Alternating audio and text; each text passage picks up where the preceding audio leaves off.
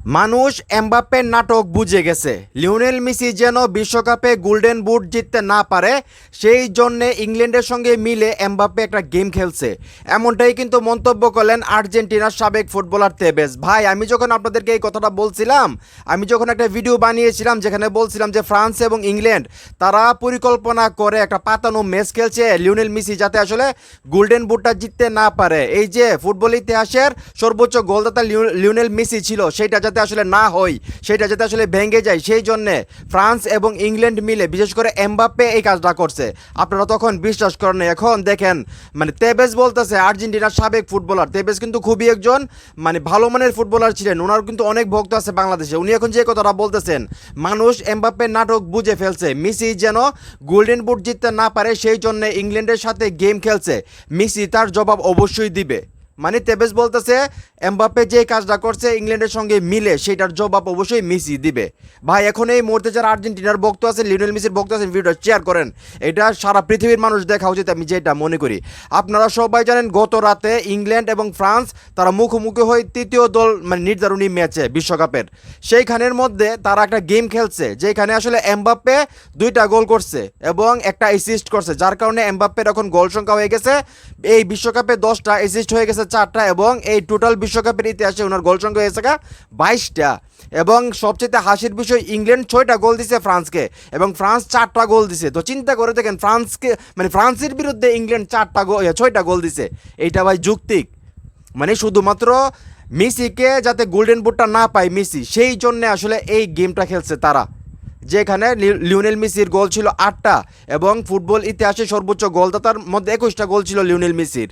কিন্তু গতকালকে এই পাতানো ম্যাচটা খেলার জন্য এমবাপ্পের হয়ে গেছে এখন 22টা গোল এবং এই বিশ্বকাপে গোল হয়ে গেছে 10টা এবং অ্যাসিস্ট হয়ে গেছে 4টা।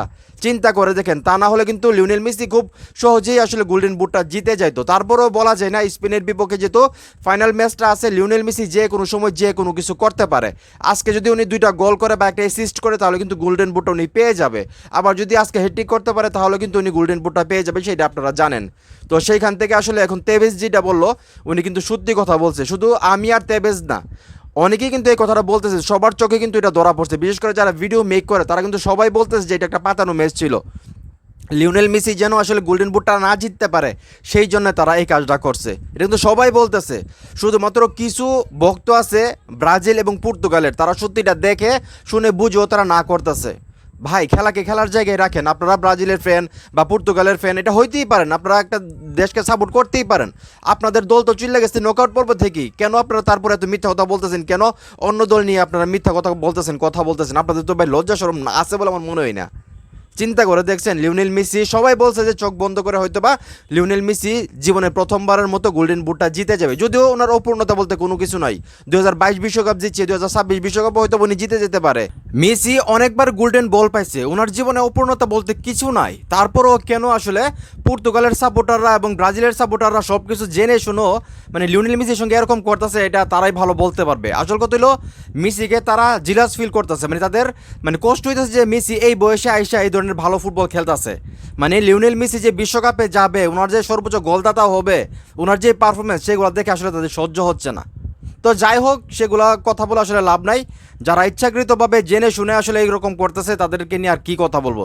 তো যাই হোক, 2026 ফুটবল বিশ্বকাপে আসলে গোল্ডেন বুট জিতার যোগ্যতা বিদার ছিল লিওনেল মেসি, কিন্তু সেইটা এমবাপ্পে এবং ইংল্যান্ডের যে দল আছে তারা মিলে হয়তো বা সেটা করতে দিবে না। তারপরও বলা যায় না, লিওনেল মেসি স্পেনের বিপক্ষে ভালো যদি ফুটবল খেলে হয়তো বা হ্যাট্রিক করতেও পারে। আর বিশ্বকাপটা যদি লিওনেল মেসি জিতে যায় তাহলে গোল্ডেন বুট দিয়ে আর কোনো কিছু আমার মনে হয় যে ওনার দরকার আছে, যদি বিশ্বকাপটা জিতে যায় আর কি। তো দেখা যাক উনি এই 2026 ফুটবল বিশ্বকাপটা দ্বিতীয়বারের মতো জিততে পারে কিনা। তো আপনাদের কি মনে হয়, এমবাপ্পে যে কাজটা করছে লিওনেল মেসির সঙ্গে, সেটা কি ঠিক করছে?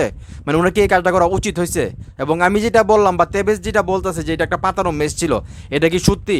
আপনাদের কি মনে হয় সেটা অবশ্যই কমেন্ট করে জানাবেন। ভিডিওটা ভালো লাগলে অবশ্যই শেয়ার করবেন।